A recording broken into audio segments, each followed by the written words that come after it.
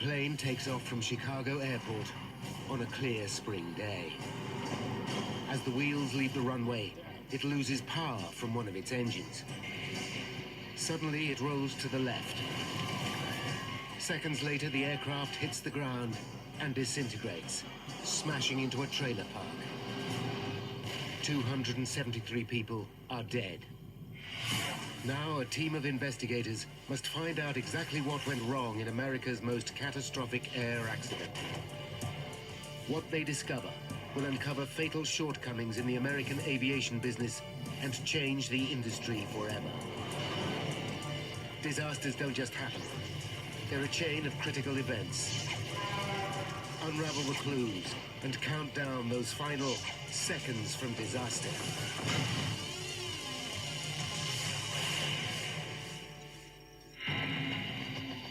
This man has just witnessed a plane crash. On board is the woman he loves.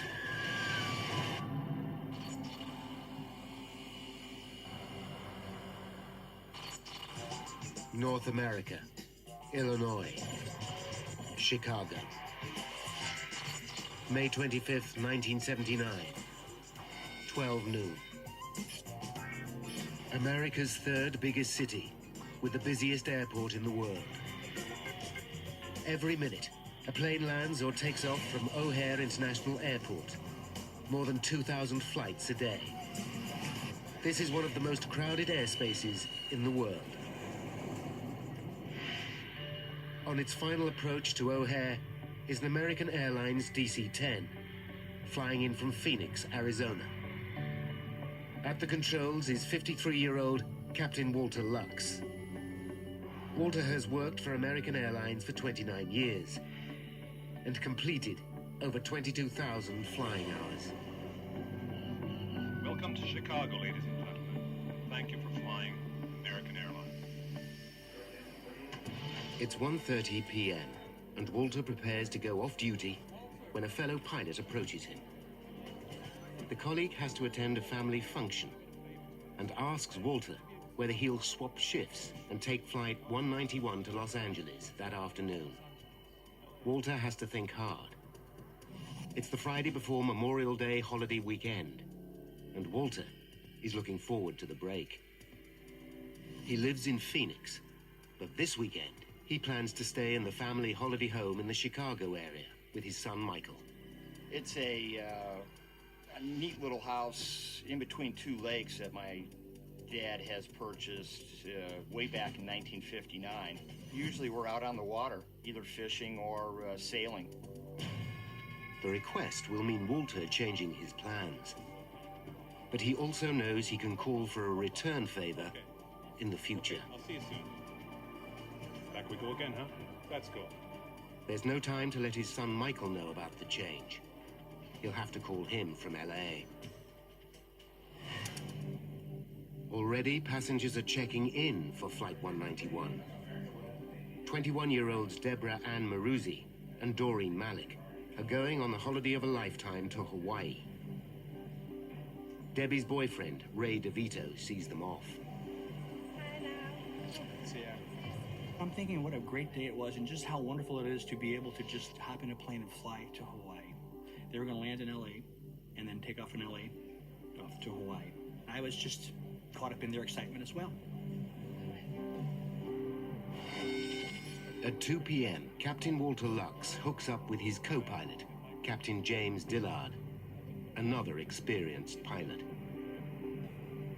They'll be flying a DC-10 to Los Angeles. McDonnell Douglas launched the DC-10 in the early 1970s as its own long-haul wide-body jet to rival Boeing's 747.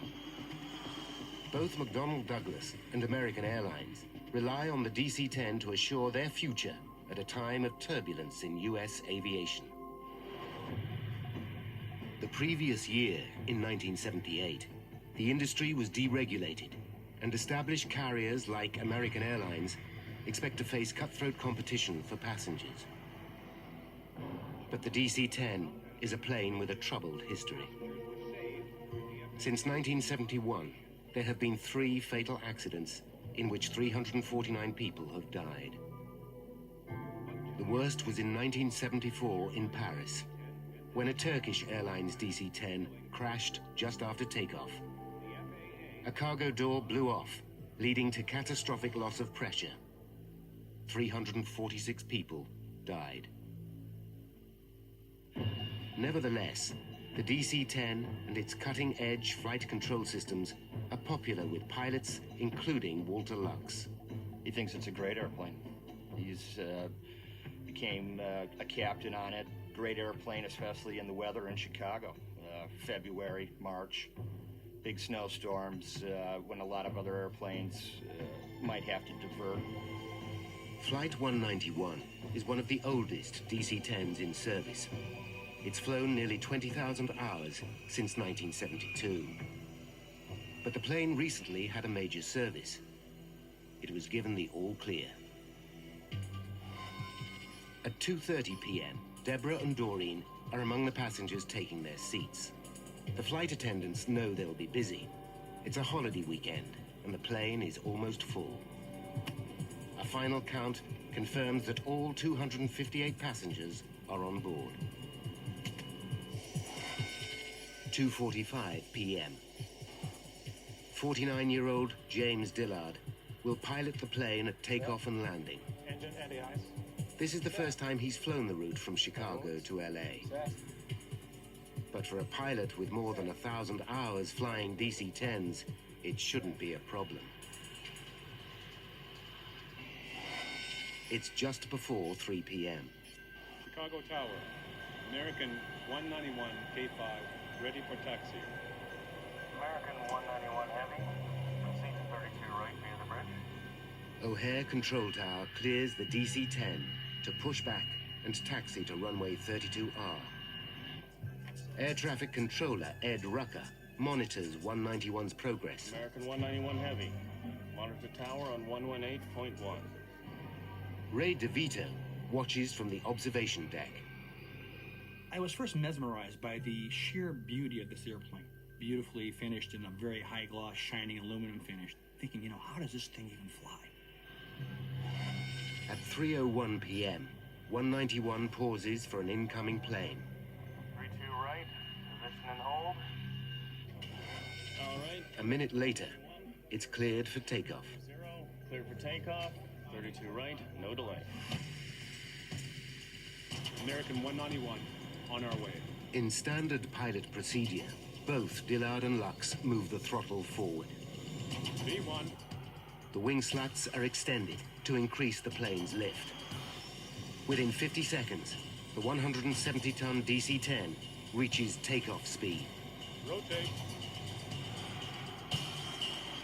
But just as co-pilot Dillard eases the plane's nose into the sky, he notices he's lost power from engine 1 on the left wing. Down. Ed Rucker watches from the control tower. We need equipment. We blew up an engine.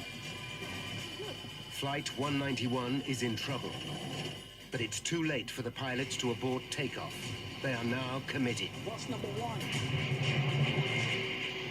American Airlines Flight 191 has just taken off from Chicago Airport.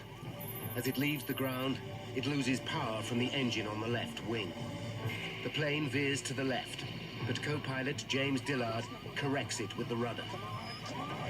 He knows the DC-10 can fly with just 2 of its 3 engines and has been trained to deal with exactly this scenario. To reduce the load on the 2 remaining engines, Dillard follows AA guidelines and slows the plane to the minimum climbing speed, V2, 283 kilometers per hour.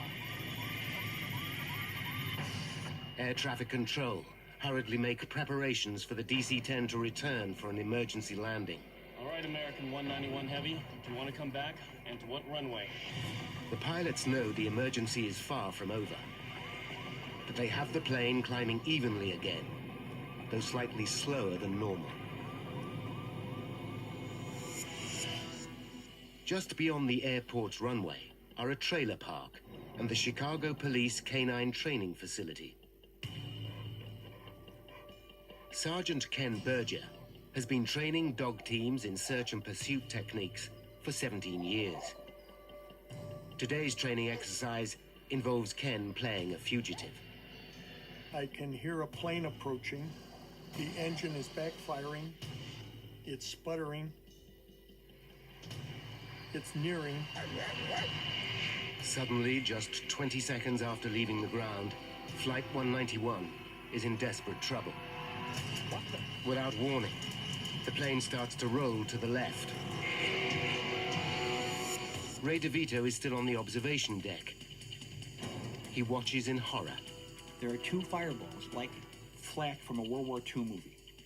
Two big bangs with a red flash fire, and then it begins to roll over. Within seconds, the aircraft banks dramatically to the left.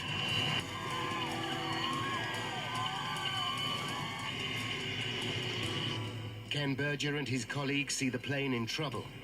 As I break through the trees, the other officers in the training group are running. The DC-10 heads directly for the trailer park, home to hundreds of people. Ray DeVito runs in panic through the airport. Pilots Lux and Dillard fight to level the aircraft, but the plane does not respond. The nose drops below the horizon. In air traffic control, Ed Rucker can do nothing but watch as the nightmare unfolds before him.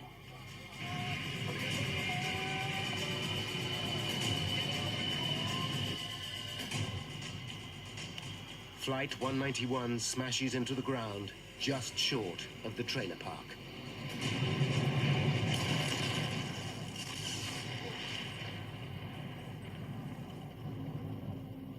It sends a fireball 100 feet in the air, thick black smoke, and I can feel the heat. 5 kilometers away in the airport terminal, Ray DeVito is aware of the crash. I streak down the stairs, and as I'm doing so, I can hear the explosion, the faint rumble in the ground as the plane exploded.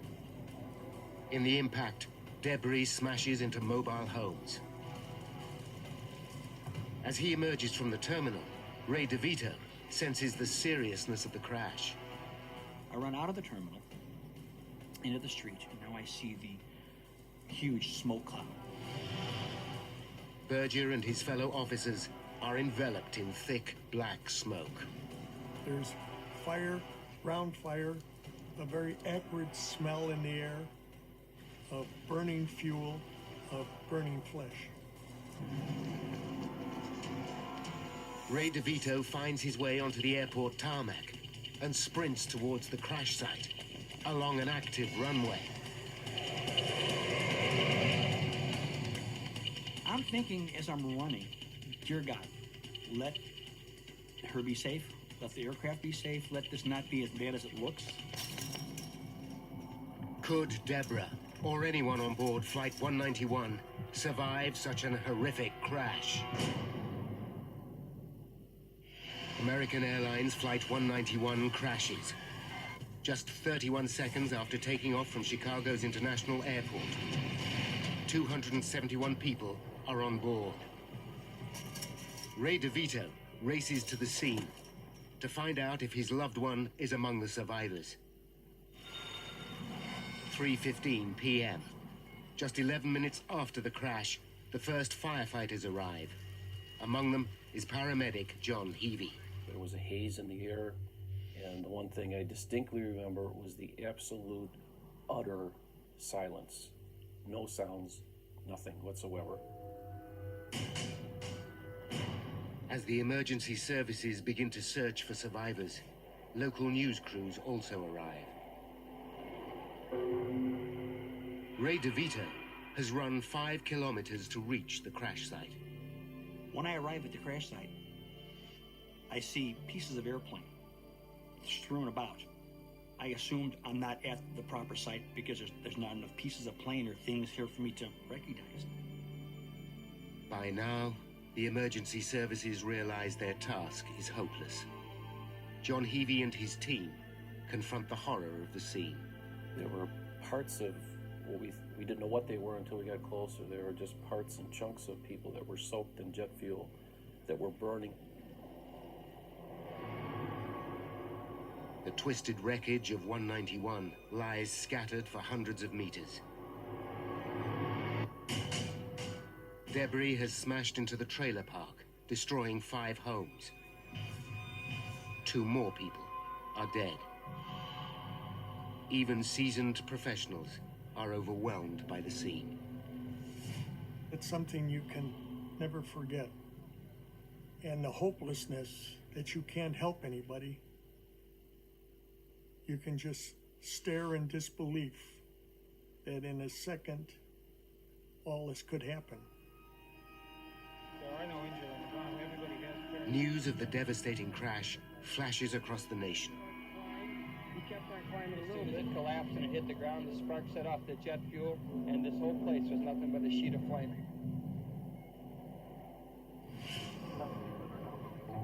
In Phoenix, Arizona, the news alerts Michael Lux, son of pilot Walter Lux. When he hears the flight was out of Chicago, he's relieved.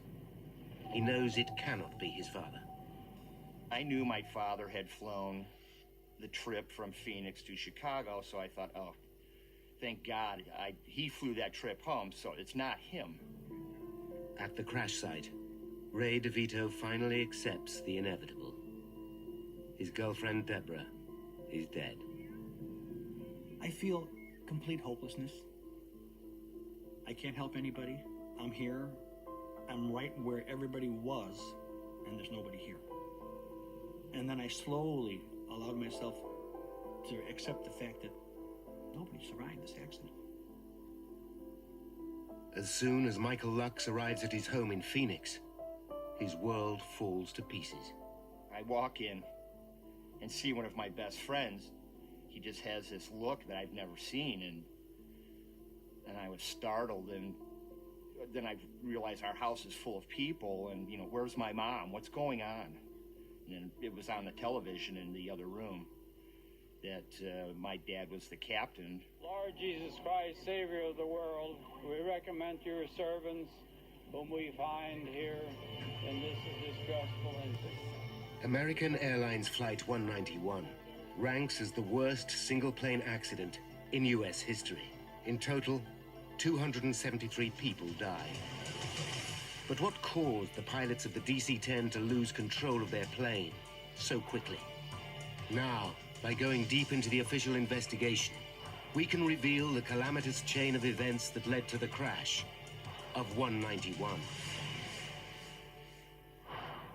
11 minutes after the disaster, the National Transportation Safety Board, or NTSB, receives a call.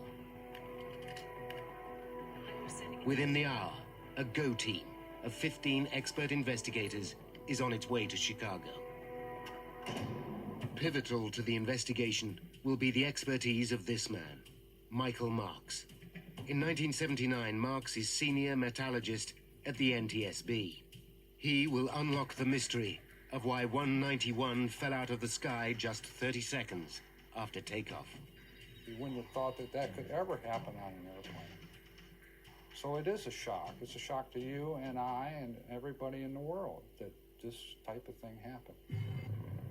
Marks knows that the GO team must come up with results fast. But the task is epic. Evidence is scattered over a square kilometer, and the horrific crash brings intense scrutiny from the world's media. The investigators know this is the 4th fatal accident involving a DC-10 since its introduction in 1971. Including Flight 191, 622 people have died in DC-10 accidents. But there are many potential causes for an air disaster. An electrical fault, a design failure, an explosion, pilot error. The team's priority is to find the black boxes, the flight data recorders. The information they hold is so vital, they are enclosed in armored casing. So-called black box that can take a tremendous amount of impact force as well as fire damage before it becomes useless. But could they have survived an impact of this magnitude?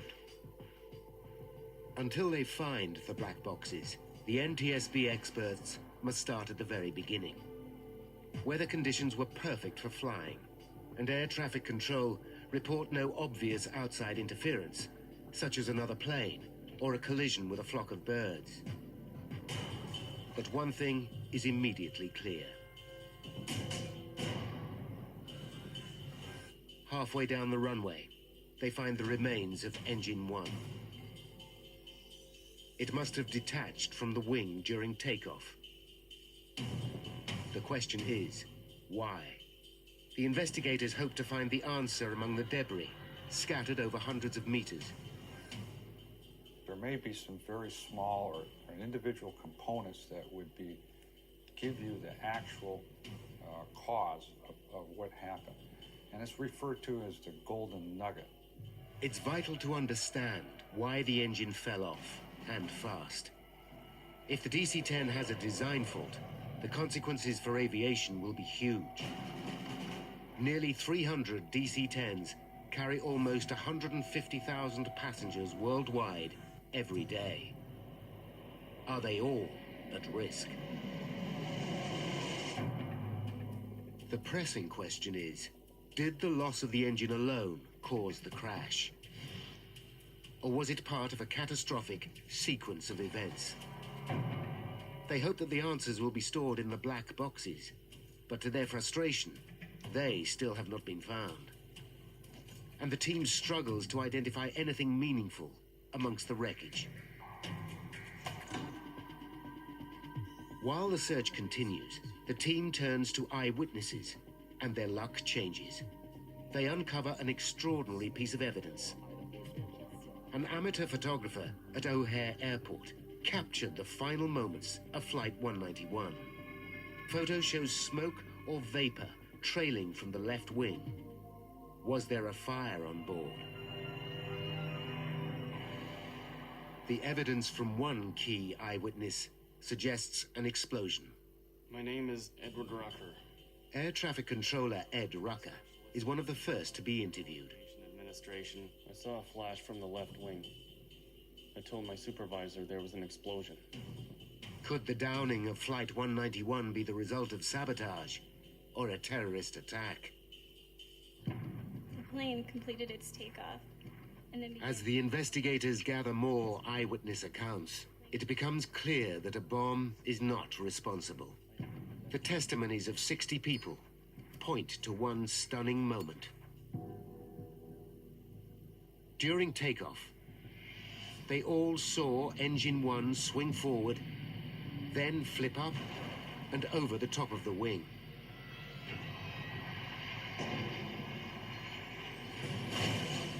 It's a shocking revelation that points towards structural failure. If true, it could potentially affect every DC-10 in the air. This would be the airline industry's worst nightmare.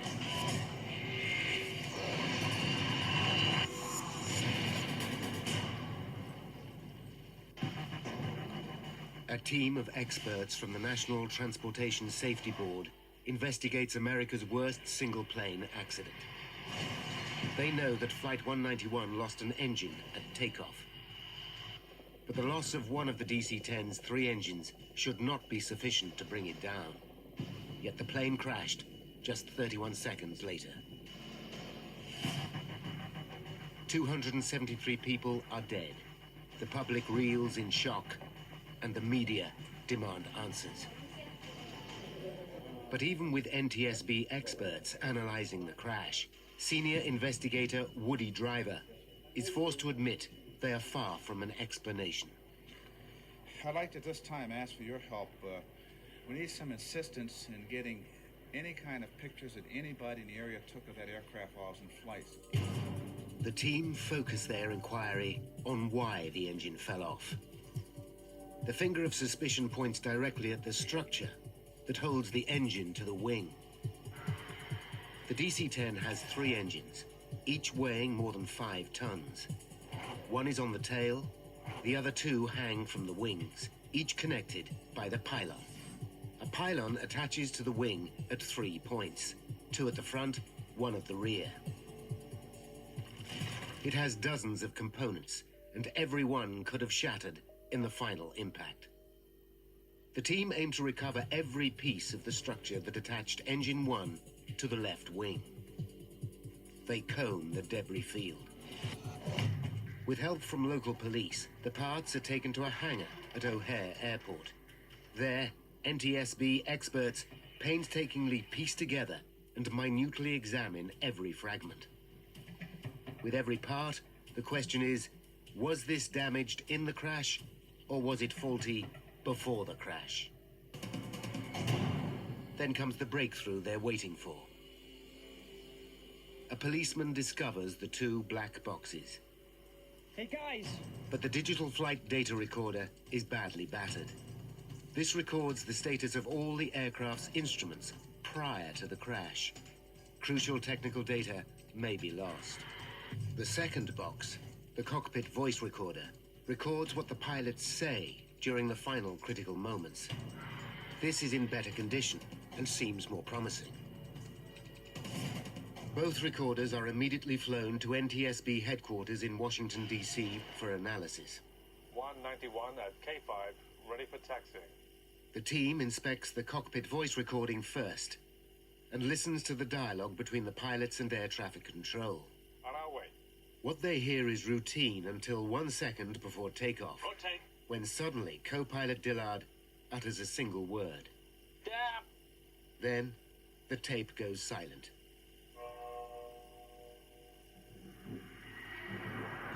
Rotate. The voice recorder stops at takeoff. It will reveal nothing more.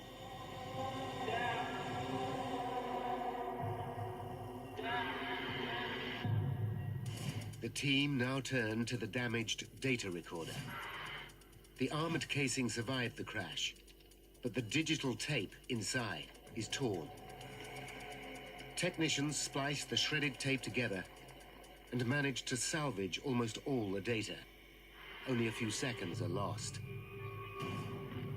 The data recorder continued to function until the final moment before impact.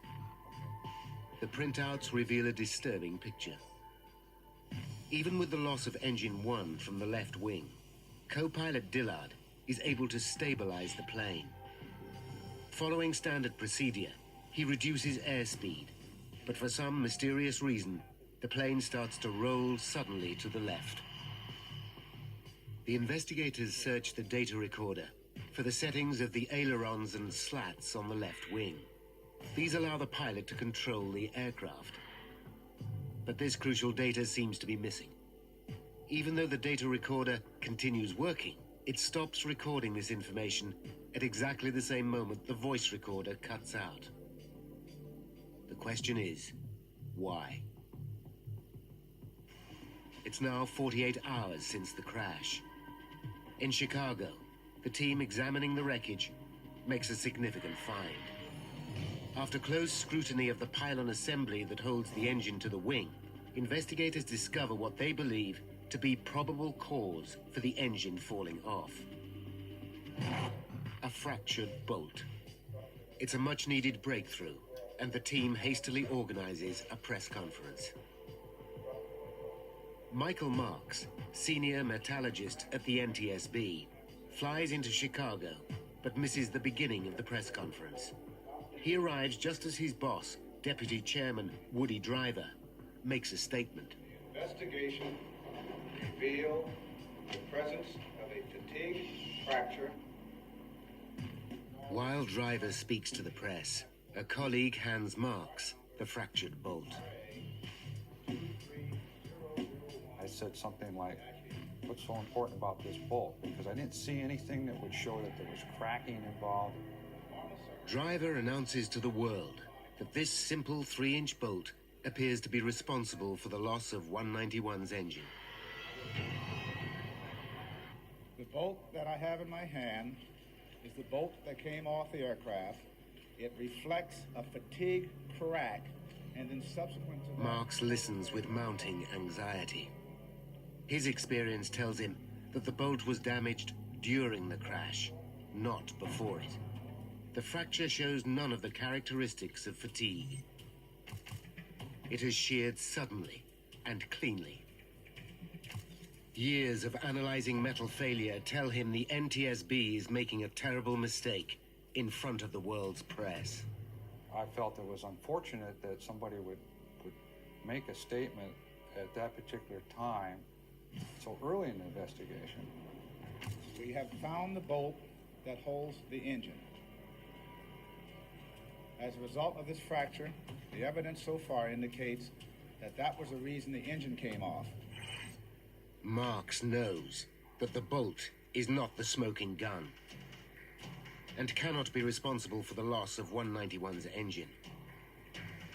It was more like, to me, that it was the result of the accident than it was the cause of the accident. But Marks's opinion is not shared by all his colleagues. Some still believe that the bolt is the cause. Marks follows his hunch and begins to sift 191's wreckage for himself. He soon discovers another key piece of the pylon assembly, the flange. Close inspection reveals it's damaged. Damage that looks as if it was caused before the crash. There was something that was mysterious about it. I did not understand it, but I knew that there was something that was wrong and needed to be investigated more in depth. Could the damaged flange explain why the engine fell off? Marks takes the part back to his labs in Washington, D.C. The flange has a 33-centimeter crack. Looking at it, Marks's expert eye can decipher a sequence of events. The face of the crack shows signs of fatigue. Like tree rings, it grows line by line, radiating outwards over a period of time.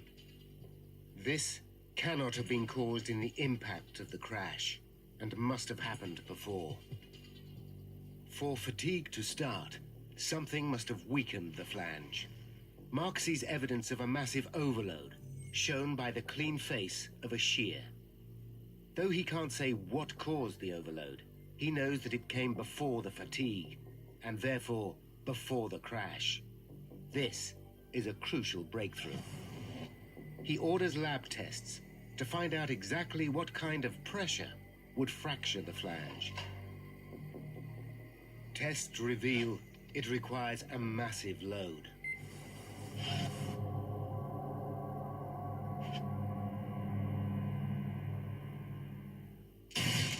More than 2,900 kilograms of pressure.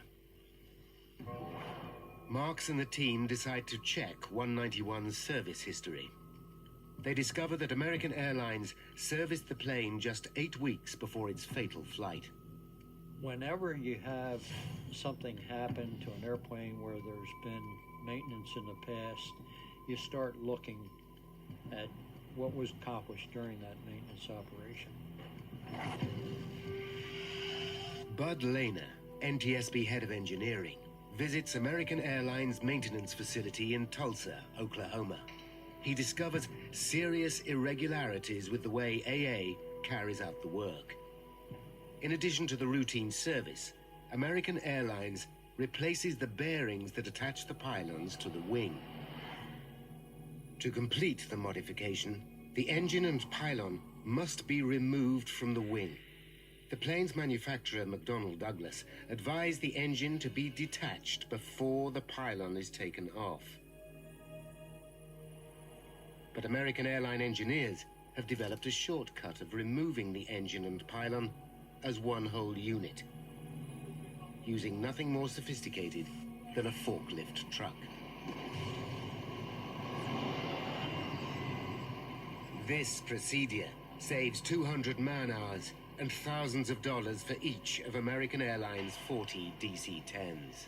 The airlines, of course, are interested in doing it the quickest and cheapest way possible.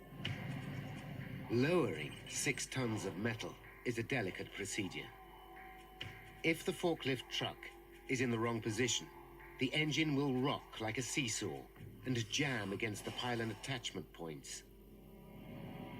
The forklift operator is guided by hand and voice signals. The position must be perfect, or the operation has the potential to cause damage. Bud Lehner discovers that senior management at Tulsa is not aware of this potential pitfall.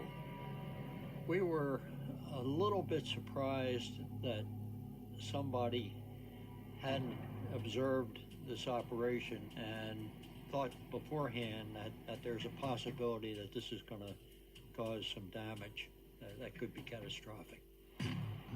The team also discover that the modification to 191 did not run smoothly. Engineers started to disconnect the engine and pylon from 191's wing, but changed shift at a crucial moment in the procedure. During the handover, the engine and pylon were left supported by the forklift truck.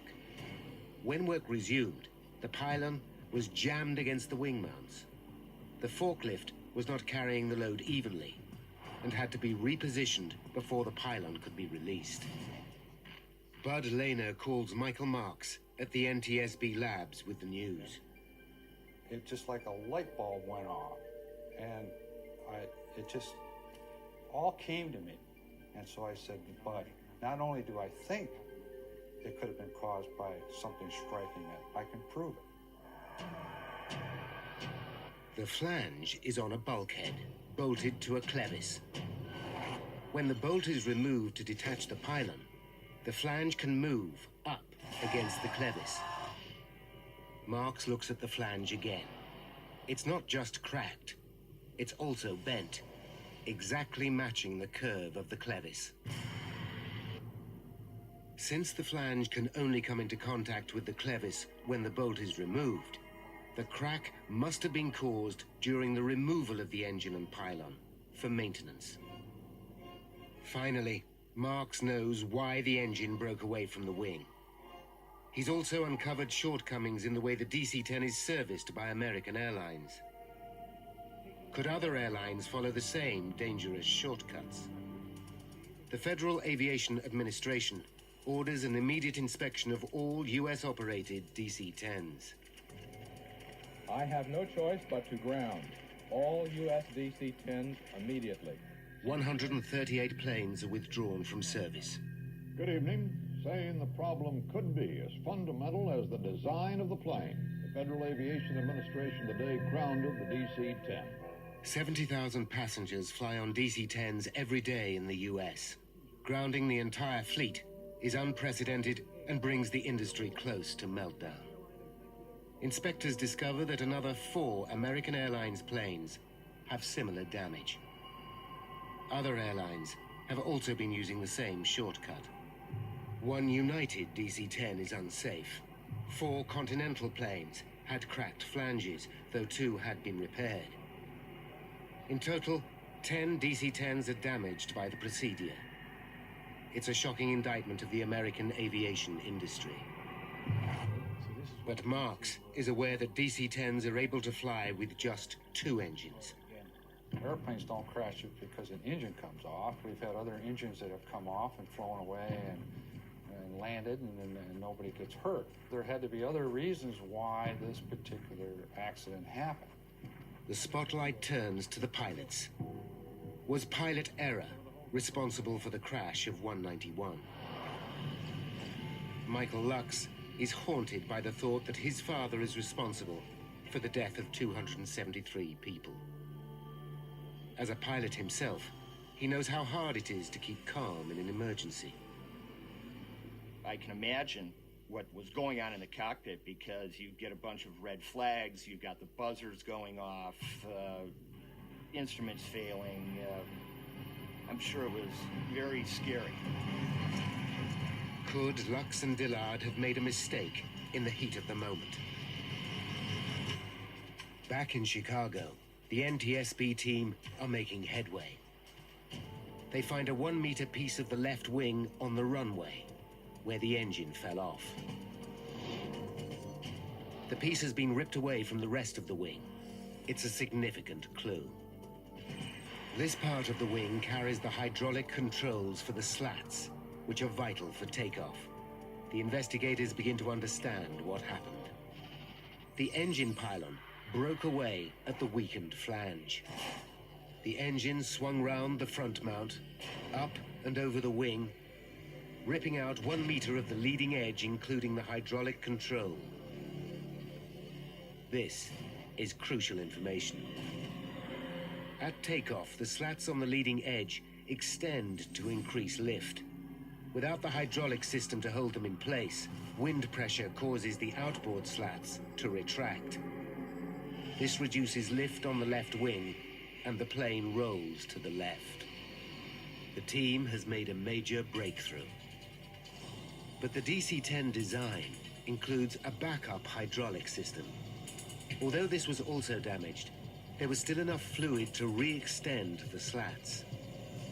What's more, instruments in the cockpit would warn the pilots that the slats had retracted. So why didn't Dillard re-extend them?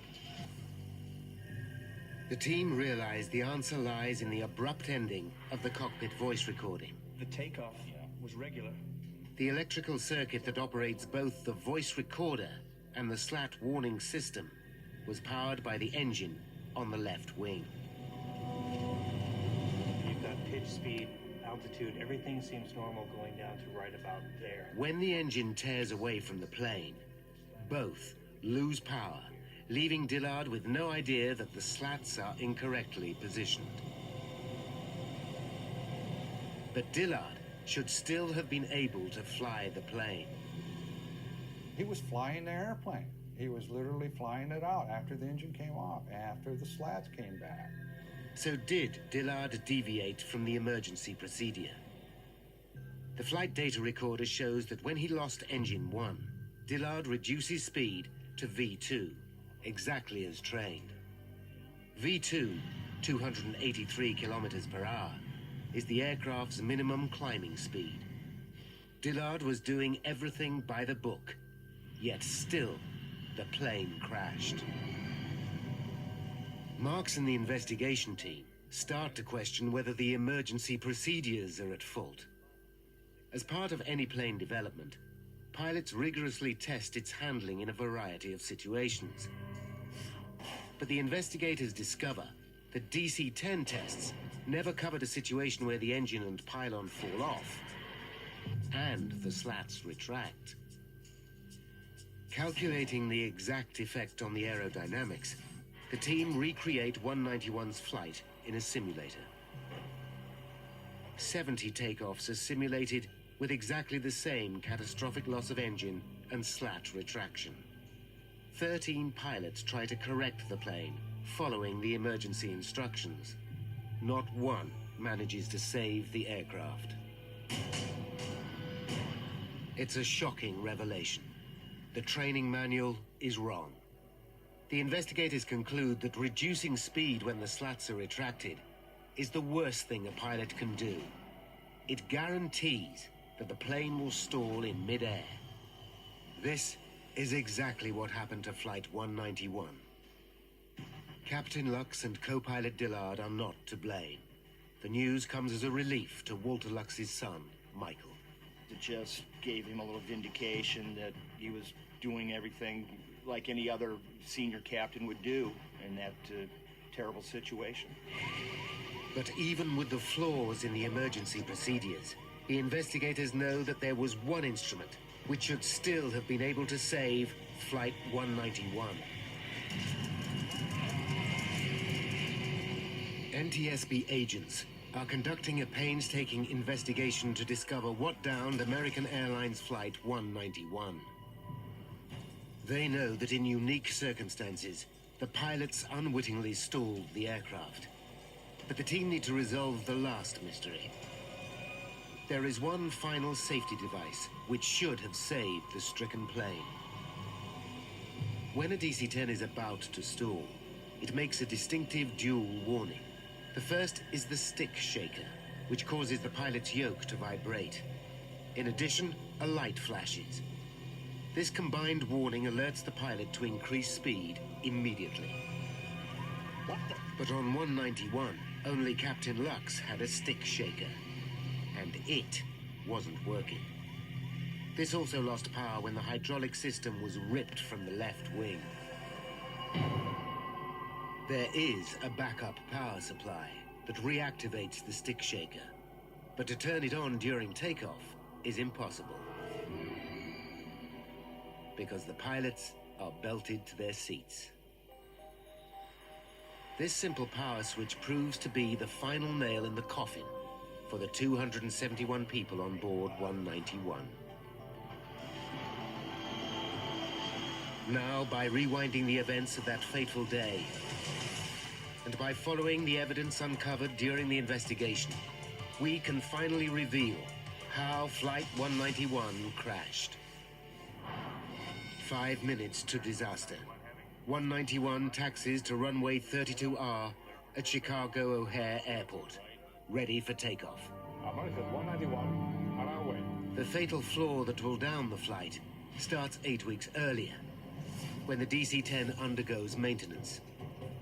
As the engine and bulkhead are detached, a flange cracks.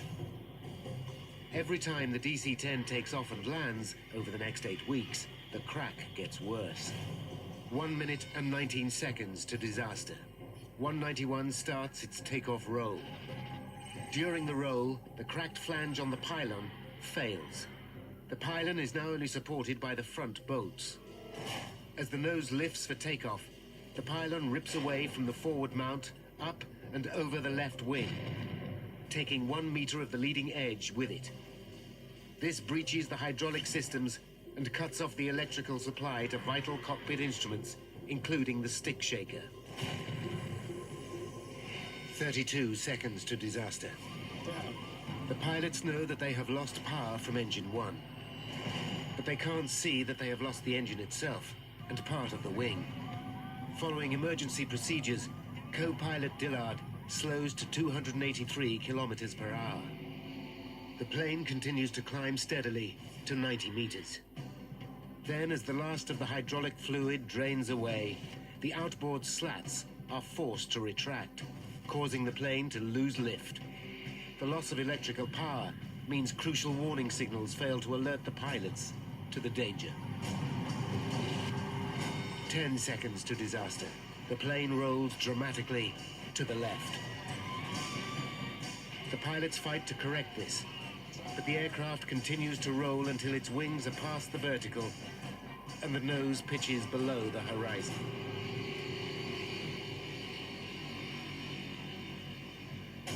At 4 minutes past 3 and 5 seconds, 191's left wingtip hits the ground and the aircraft explodes.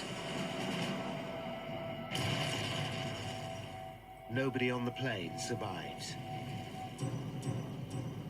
273 people are dead. The catastrophe is still America's worst single-plane accident. Trying to speed the maintenance process up and save a couple dollars has cost these people, my dad and 272 other people, their lives in a horrific airplane disaster. After the investigation, the NTSB recommends fundamental improvements in the aviation industry. The US government orders a change in maintenance procedures. McDonnell Douglas redesigned the DC-10. Airlines install stick shakers for both pilot and co-pilot. Pilots are no longer required to reduce speed to V2 after the loss of an engine. But nothing will bring back the victims of Flight 191. It was a life-changing event. Debbie and I were dating for a year and a half, a little more. You never think that you're going to lose somebody through an air crash. The US government fines American Airlines just $500,000 for improper maintenance procedures. But the insurance settlement for the replacement value of 191 gives American Airlines $25 million more than they paid for it. McDonnell Douglas shares fall more than 20% after the crash of 191. Eventually, the company is taken over by its rival, Boeing.